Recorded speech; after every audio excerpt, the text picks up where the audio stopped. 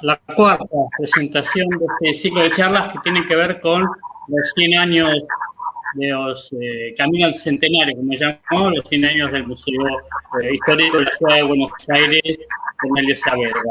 Hoy tenemos la suerte de contar con el doctor Carlos Enrique Rovira, un investigador, licenciado en Historia y doctor en Historia de la Universidad de El Salvador, que va a exponer justamente la transformación urbana de Buenos Aires, coordina proyectos y realizaciones entre 1880 y 1910.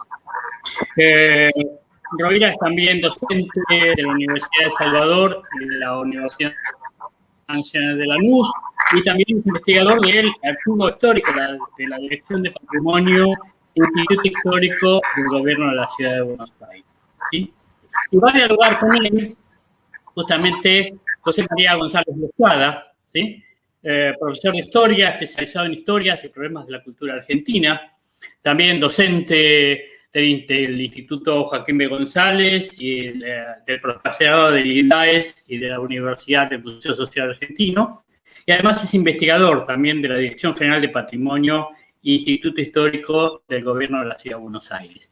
Bueno, ellos van a plantear justamente este tema tan interesante que son las transformaciones que se producen justamente en el momento que Buenos Aires se convierte en capital de la nación. Bueno, muchas gracias Enrique y José María por estar en esta charla, y es un gusto tenerlos y poder escuchar lo interesante que van a hablar de ustedes. Bueno, muchas gracias. Dejo a ustedes. No, de nada.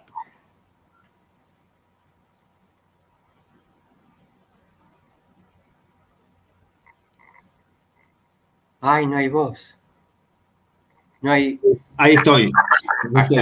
Bueno. Me había automuteado. Bueno, nada. Primero agradecerte en nombre del Museo Saavedra que hayas podido participar de esta charla, de esta actividad. Para nosotros es muy importante.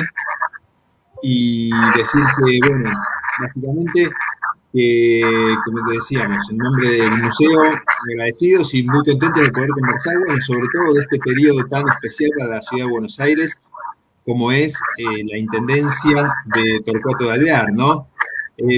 Pero para poder hablar de Torcuato de Alvear tenemos que ir un poquito hacia atrás, ¿no? Digo, hablar un poco de lo que fue la ley de federalización y la capitalización de la ciudad. ¿Cómo se llega, Enrique, a esa instancia? Sí.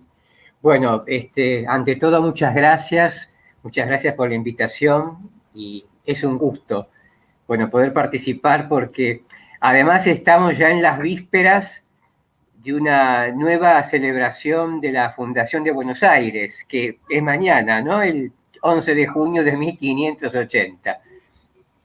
Bueno, para hacer un recorrido, ¿no? de la compleja historia, tenemos que arrancar de la ley de supresión del cabildo. El cabildo era el antiguo órgano colonial que subsistió hasta 1820 y la ley del gobernador Martín Rodríguez suprime los cabildos. Sobre todo, bueno, cuando en ese año, o sea, hace un poco más de 200 años, fue constituida la provincia de Buenos Aires con capital en esta ciudad, en la ciudad de Buenos Aires. Pero bueno, esa ley de supresión del cabildo decía que, entre otras cosas, hasta que la representación crea oportuno establecer, o sea, la Cámara de Representantes, ¿no? Que se había creado, hasta que se establezca la Ley General de Municipalidades. Y unos años después se sanciona la Ley de Capitalización, dictada por el Congreso, que dispuso que la ciudad y una amplia zona circundante quedara bajo la exclusiva dirección de la legislatura y del presidente de la República. O sea, bueno, ya se había sancionado la ley de presidencia, que le tocó a Rivadavia. Esto, bueno, esta charla es un poco como una continuación de lo que expuso Fernando Ariata, ¿no? En otra charla, porque de alguna manera esa generación del 80 se siente continuadora de la obra de Rivadavia, ¿no? Se siente continuadora. Y eso lo expresa permanentemente. Luego después, en el periodo rosista, la ciudad fue administrada por el gobernador provincial, o sea, por Rosas. Pero aquí tenemos la particularidad que cuando Rosas construye el famoso caserón en Palermo, desde ese lugar prácticamente se trasladó la capital. La capital, bueno, provincial en ese momento prácticamente se trasladó a Palermo porque no solamente Rosas vivía allí en Palermo, sino que también gobernaba. Se estableció la sede de gobierno en Palermo. Y además, bueno, como Rosas tenía la representación de las relaciones exteriores, los embajadores, los ministros iban a Palermo. O sea que prácticamente se había como convertido en la capital de la República. Por otro lado, bueno, en la 1852, después de la batalla de Caseros, Urquiza decreta la ley de municipalidades para organizar el municipio de Buenos Aires. Bueno, Urquiza se propone reconstituir la municipalidad, cuyo texto de la ley alude al estado de abandono que por entonces presentaba la ciudad. Bueno, ¿qué ocurre? Ese año se produce la secesión de Buenos Aires del resto de la Confederación. Y ya en el contexto del Estado provincial, del Estado de Buenos Aires, ya en 1854 se sanciona la Ley de Municipalidades número 35, que organizó la Corporación Municipal de la Ciudad de Buenos Aires. Esa ley tenía dos secciones. Una para la ciudad, propiamente dicha, y otra para los municipios de campaña. En 1867 se establecen los límites territoriales del municipio de la ciudad, que era un perímetro formado por las calles de Córdoba, Medrano, Castro Barros, Boedo y Sáenz, entre el arroyo Maldonado y el Riachuelo. Esto es importante porque en el 80, cuando se declare la ley que federaliza el municipio de Buenos Aires, va a reconocer estos límites, los límites fijados en 1867. Luego, ya en 1875, se dicta la primera ley orgánica de las municipalidades. Que ahí, bueno, se organiza la municipalidad por un consejo central que va a estar integrado por un presidente, o sea, por un ejecutivo, y por consejos parroquiales. Esos consejos parroquiales dieron origen a los barrios posteriormente. Pero lo interesante era de que esos consejos parroquiales eran los que elegían al presidente de la corporación municipal. Y ya, bueno, llegamos a 1870, cuando se dicta la ley del Congreso Nacional que dispuso la federalización de la ciudad de Buenos Aires, y 2 años después, la ley orgánica municipal, el número 1260 para organizar la municipalidad de la capital. Esta nueva ley va a crear la figura del intendente municipal, que va a estar designado, esta va a ser la novedad, de que va a estar designado por el presidente de la República. Porque la Constitución, la reforma constitucional de 1860, le asignaba al presidente el gobierno inmediato y local de la ciudad capital. Entonces, bueno, él era entonces el que designaba al intendente. Y así fue, así se rigió hasta la reforma constitucional de 1994, por la cual, bueno, la Ciudad Autónoma de Buenos Aires elige a al jefe de gobierno de la ciudad. Es decir, bueno, que esta ley establece una diferenciación de funciones, con un departamento ejecutivo. Ese departamento ejecutivo va a estar a cargo del intendente municipal. Y por lo tanto, distintos funcionarios que van a formar el organigrama de la ciudad, del gobierno de la ciudad.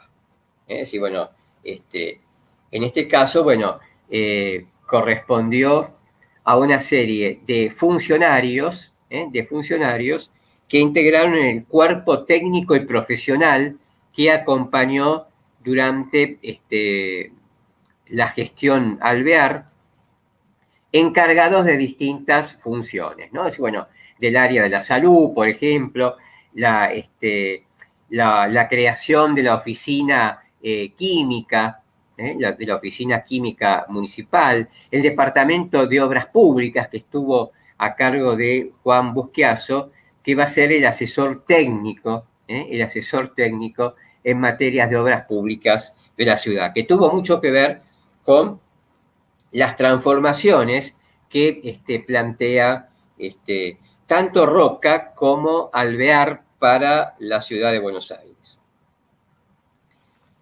Y en 1884, la legislatura de la provincia de Buenos Aires cedió a la Nación los partidos de San José de Flores y de Belgrano, por lo cual la capital se ensancha, ¿no? Bueno, esa es la palabra que se utiliza entonces, el ensanchamiento de la capital al incorporarse estos dos municipios provinciales a la flamante capital declarada en 1880.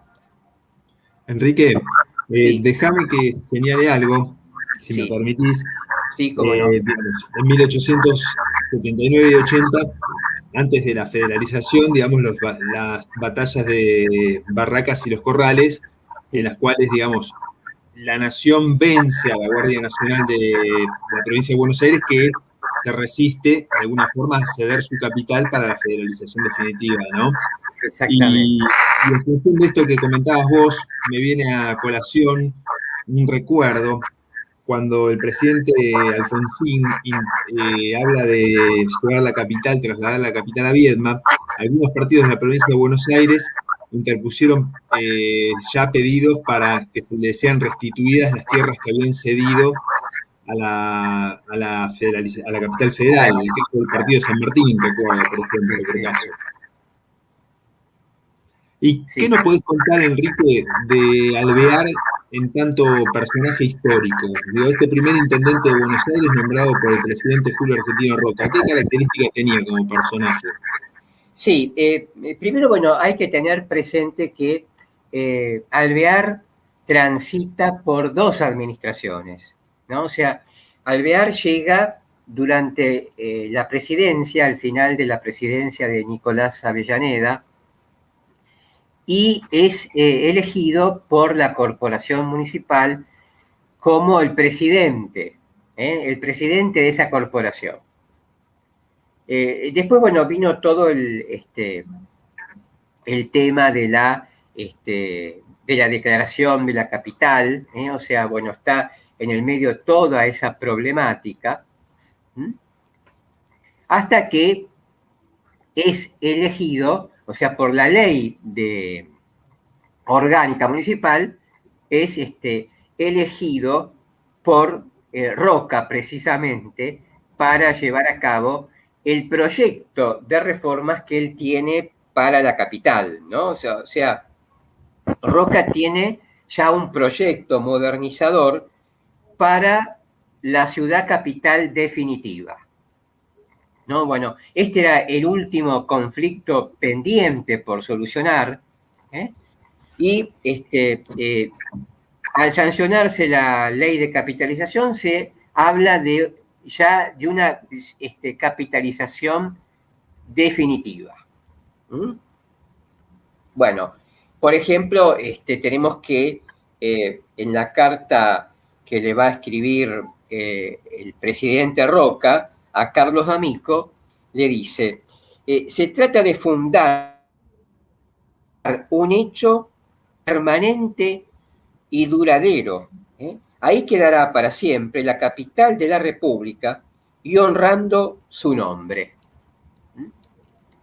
Ahora bien, bueno, ¿quién era Alvear, ¿no? El hombre elegido por Roca para llevar a cabo, bueno, esta obra? Se me ocurre que Alvear es un típico exponente de la generación del 80.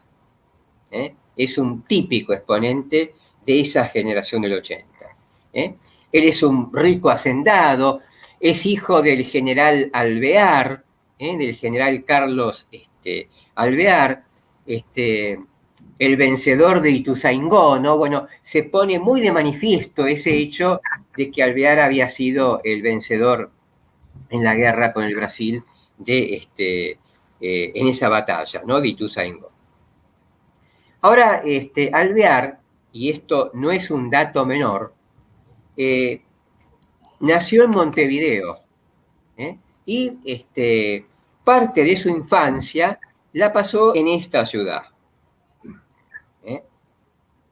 Además, bueno, la apertura, una de las aperturas de avenidas que él va a hacer, va a llevar el nombre de Alvear. La actual avenida Alvear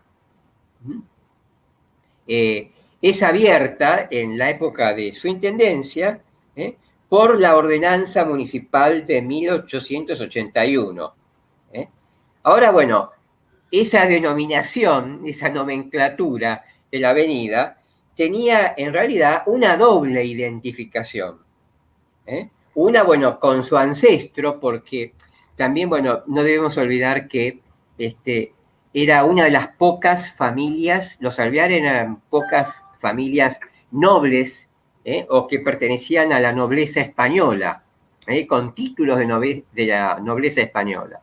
Y bueno, durante la época colonial se había destacado como marino Diego de Alvear, que era el abuelo de Torcuato de Alvear. Ahora bien, Torcuato tuvo una actuación importante, muy importante, durante la gran epidemia de 1871. Él formó parte de una de las comisiones de vecinos. Y ese hecho, bueno, era recordado, así como un antecedente para su gestión. Y ya en 1875 tiene una fugaz experiencia en la política como senador de la provincia de Buenos Aires.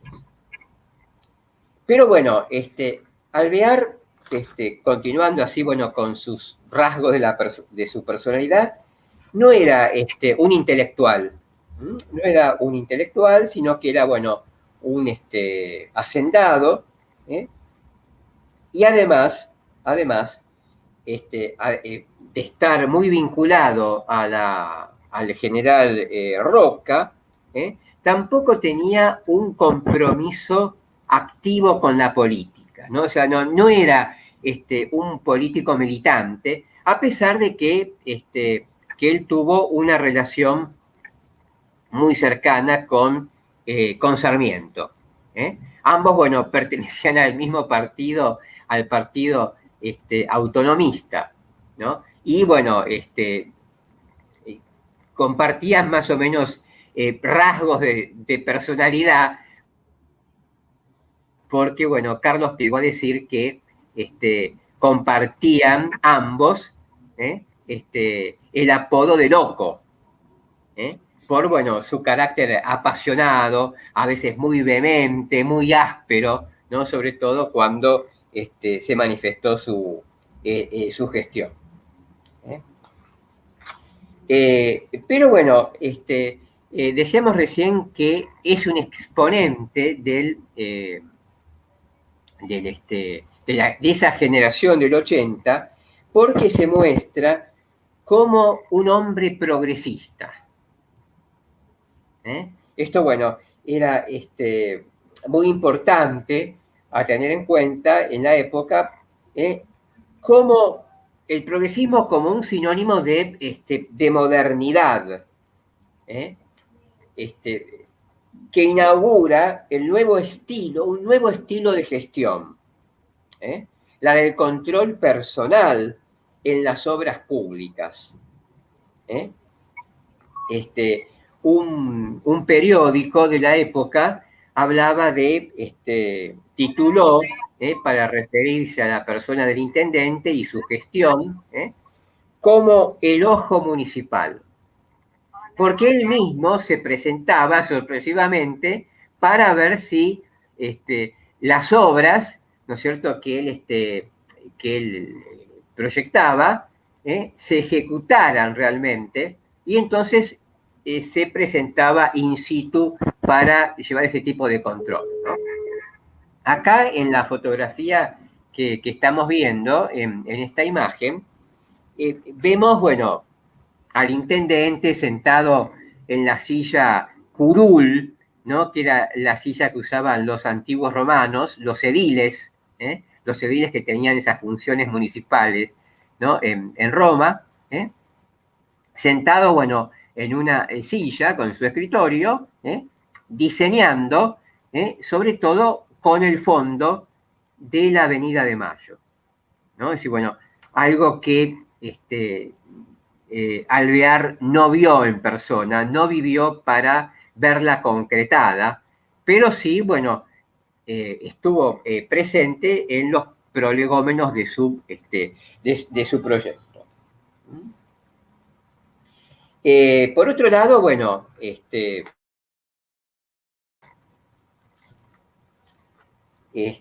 D'Amico, que también, bueno, era un hombre que escribió mucho sobre Alvear, resaltaba el carácter áspero y violento que de alguna manera opacaba al funcionario talentoso. O sea, era una personalidad de un carácter bastante duro, porque, bueno, le tocó atravesar por situaciones bastante complejas. Alvear fue suspendido en sus gestiones en 1884, y toda una crisis, porque el Consejo Deliberante siempre le fue adverso a Alvear, y consiguen desde el Consejo suspenderlo en sus funciones. La acusación, o una de las acusaciones, era de que privilegiaba más al norte de la ciudad, y esto también, bueno, es importante comentar que durante esta época se fue profundizando la diferenciación entre el norte y la ciudad, a partir de del eje de la avenida Rivadavia. Enrique, una consulta. Sí. ¿cuáles son, a tu entender o a tu criterio, las principales modificaciones urbanas que introduce Alvear, ¿no? En términos de modernización y de poner a Buenos Aires en sintonía con las transformaciones de los ejidos urbanos heredados de la época hispánica y que se proponen poner a Buenos Aires en sintonía con las capitales europeas, ¿no? Sí, sí, sí, sí, sí. Bueno, investigando sobre las obras, ¿no? Bueno, a través de las memorias municipales o de la correspondencia, de los considerados de los decretos y demás, se puede llegar a la conclusión de que, curiosamente, la obra de modernización de París, Alvear era un hombre muy vinculado al exterior, sobre todo a Francia, ¿no? De modo, bueno, que él conoció la modernización, las reformas que había hecho el prefecto del Sena, que era el intendente de París, ¿no? O sea, hablamos de Georges Haussmann, que, bueno, se caracterizó por la apertura de bulevares en la ciudad de París y de bulevares parquizados. Sin embargo, bueno, lo que me llamó la atención, que nunca mencionó a Haussmann como el paradigma y el modelo para esta modernización de la ciudad de Buenos Aires. Las palabras que se utilizaron era, y hay un plan de mejoras para la ciudad. Buenos Aires en 1880 era una ciudad muy concentrada, sobre todo en el casco céntrico, lo que es el casco céntrico, donde, bueno, había una proliferación de inquilinatos, de conventillos, y desde el punto de vista sanitario, estaba, bueno, bastante complicado en ese tema. O sea, fueron numerosas epidemias, ¿no? Bueno, la de fiebre amarilla, que hubo 2 más, la epidemia de cólera. Bueno, ya los médicos higienistas venían pregonando obras que tuvieran en cuenta la higiene, el estado, ellos denunciaban el estado sanitario en que se encontraba la ciudad. Entonces, bueno, la idea principal que tiene Alvear es de descentralizar el área del casco céntrico. Y acá tenemos, bueno, el plan que con el asesoramiento de Juan Busquiazo, el director de Obras Públicas, se propone para cambiar y ensanchar la Plaza de Mayo. Es decir, bueno, acá vemos lo que iba a ser la terminación, ¿no? La resta del plan, sin la Recoba, justamente, bueno, Alvear consigue, después de muchos esfuerzos y debates, la demolición de la Recoba, que ocupaba el lugar del centro de lo que hoy es la Plaza de Mayo. La Recoba, que era un edificio comercial, tardo colonial, porque fue levantado a principios del siglo XIX, dividía en 2 plazas, lo que después fue la Plaza de la Victoria y la Plaza 25 de Mayo. Alvear, entonces, bueno, lo que hace es demolerla, ensanchar la plaza y abrir una avenida. Abrir una avenida, ¿no? Que que me parece muy interesante, aunque esto no se dijo, no está presente en la documentación de la época, el arquitecto de Paula, que bueno, hizo toda una tesis sobre la ciudad colonial, la ciudad indiana, ya estaba contemplado el trazado de una avenida que desembocara en el centro de la plaza, ¿no? Como se ve acá. Acá, bueno, se ve con árboles diseñados, porque también esto significaba cambiarle el aspecto, el diseño de la avenida.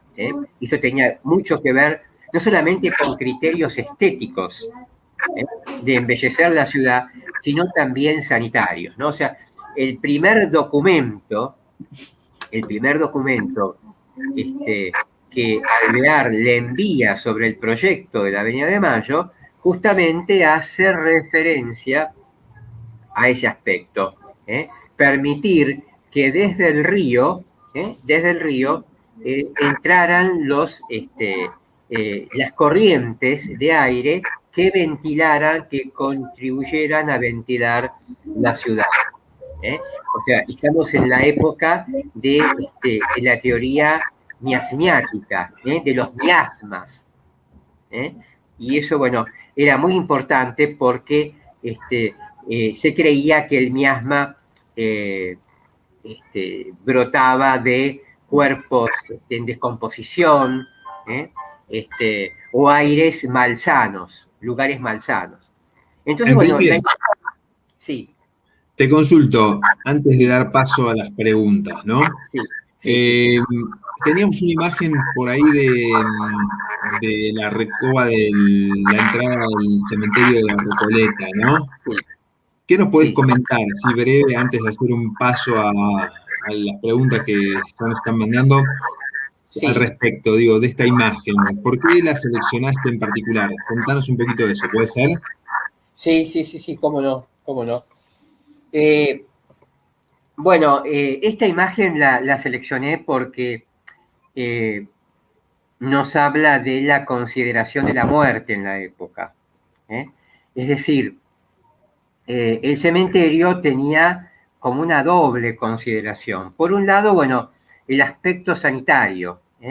En este caso, el cementerio de la Recoleta había quedado ya dentro de la nueva capital. Y muchos vecinos y también médicos higienistas, entre ellos el doctor Tomás Perón,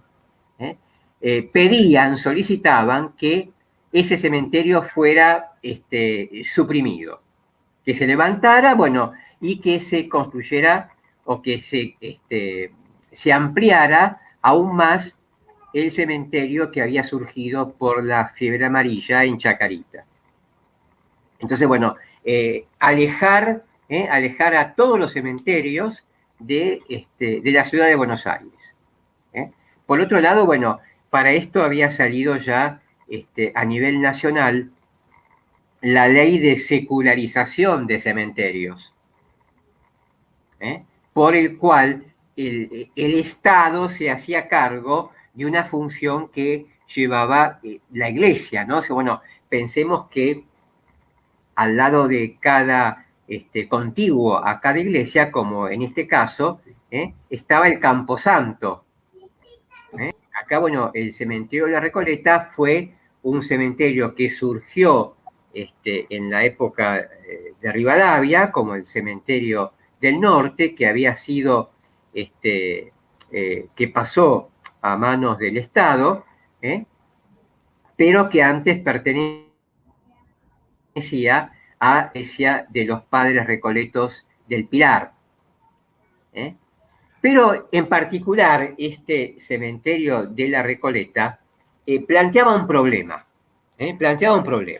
Por un lado, entonces, el aspecto sanitario. Y por otro lado, que este no era un cementerio más. Era un panteón, en realidad, un panteón de hombres ilustres. Como había declarado la ley que que seculariza al cementerio en 1821, ¿no es cierto? O sea, se había reservado un espacio para sepultar a los hombres que habían participado en la independencia. O sea, acá también está muy presente esto, ¿no? De esa generación de la independencia, ¿no? De la cual Alvear mismo forma parte. Clarísimo, clarísimo. Enrique, le damos la entrada a Marcela del museo, que bueno, ella es un poco la anfitriona, y nos va a hacer de enlace también con las preguntas que han llegado. ¿Puede ser? Respondemos algunas preguntas antes de hacer el cierre, ¿te parece? Sí, perfecto. Hola, Enrique, ¿cómo estás? ¿Qué tal, Marcela? Buenas noches. Bueno, voy leyendo un poco las preguntas, ¿sí? Bueno, preguntan, a ver, ¿cómo eran tomadas estas reformas por los habitantes, Enrique? Bueno, por la clase dirigente, digamos que aceptaba en cuanto a que querían un cambio en la ciudad, una modernización. Por lo general, bueno, esta generación del 80 se avergonzaba un poco con el aspecto tan sencillo, digamos así, tan colonial, que todavía vinculaba a Buenos Aires, ¿no? O sea que estéticamente les parecía a esta generación que se había enriquecido que era una ciudad pobre, sencilla, y que había que, bueno, a diferencia, ¿no? Bueno, de lo que nos contaba Fernando Aliata, de esa austeridad republicana, aquí, bueno, vale más la ostentación, ¿no es cierto? Dado más en los ritos funerarios, o en los nuevos planes arquitectónicos de las ciudades europeas, ¿no? A ver, nos dicen, el proyecto de constructora que generó la federalización de Buenos Aires no se debe también al periodo rivadaviano y la tradición ingenieril de ese periodo. Sí, sin duda. O sea, la prensa de la época y por lo general, bueno, personalidades como la Unión Industrial o Carlos Pellegrini ven a la obra que está haciendo como una continuación de Rivadavia, ¿no? O sea, bueno, el boletín de la Unión Industrial, que es el que más apoya la obra que está haciendo Alvear, tiene un editorial que se llama Los Hombres Útiles, ¿no? Bueno, y ahí es cuando lo vincula con Rivadavia, con la obra de Rivadavia, o sea, como un continuador, el continuador, bueno, que de la apertura de las avenidas que había ya diseñado Rivadavia en su plan de la década de 1820. Esas avenidas, ¿no? La avenida, las actuales, ¿no? Avenidas Córdoba, Corrientes, Independencia, Belgrano, ¿no? Por eso que, bueno, lo ven así en cuanto al aspecto, bueno, de la ingeniería, como el gran continuador de ese plan, ¿no? Bien. Bueno, a ver, vamos cerrando ya las preguntas. Le damos entrada al curador de nuestro museo. Ahí está. A Raúl. A Raúl, a ver, Raúl. ¿Cómo tenemos? Bueno, Raúl. Bueno, realmente ha sido un placer esta charla tan importante como las reformas, del cual se habla mucho en Buenos Aires, que ha sido marcado en su identidad, como la Avenida de Mayo, por la identidad muy particular de la ciudad, y que ahí todavía pasó la parte de la memoria. Así que le agradecemos muchísimo a Enrique, especialmente, y a María, de esta charla, que ha sido realmente un gusto. Los esperamos dentro de 15 días para la próxima charla. Estas charlas siguen, continúan, camino al centenario, y los esperamos a todos y a seguir justamente disfrutando de estos aportes que hacen para entender un poco la historia y la cultura de Buenos Aires. Muchísimas gracias a todos. Bueno, muchísimas gracias, muchísimas gracias, es un gusto, realmente. Gracias. Gracias, Enrique. Gracias, Raúl. Narce también. Un saludo a todas y a todos los que estuvieron la próxima, mirando y dentro de 15 días. Bueno, hasta pronto. un abrazo. Chao, Gracias. gracias.